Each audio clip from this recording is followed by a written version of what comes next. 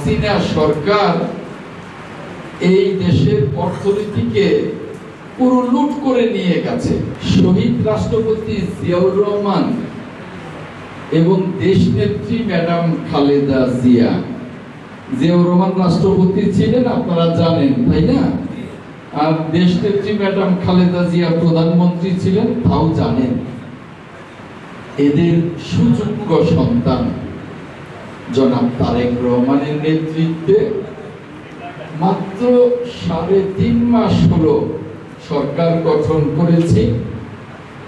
জনাব তারেক রহমান সরকারের প্রধানমন্ত্রী যেদিন শপথ নিয়েছেন সেদিন থেকেই দেশের উন্নয়ন শুরু হয়ে গেছে, সেদিন থেকেই।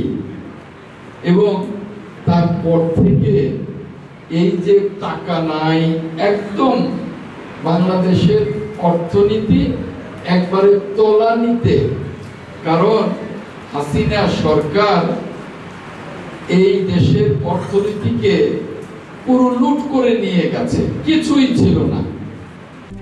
RICL TMX, যুগের পর যুগ স্থাপনা থাকে মজবুত।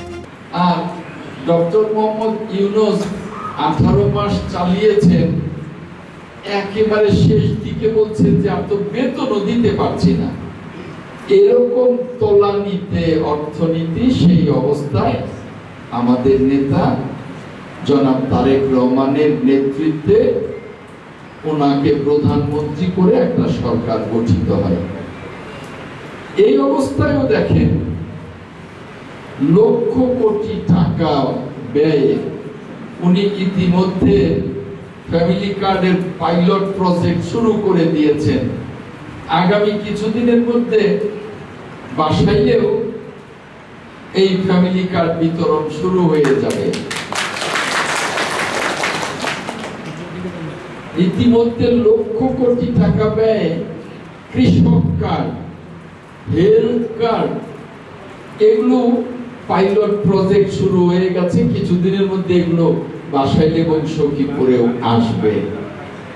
আর এই জনাব তারেক রহমানের সরকার গত ৩.৫ মাসে একটার পর একটা প্রণোদনা দিয়েই যাচ্ছে। অর্থাৎ এত খারাপ অর্থনীতির মধ্যেও উনি কিন্তু সাহস করে এগুলো দিচ্ছেন, বসে নেই।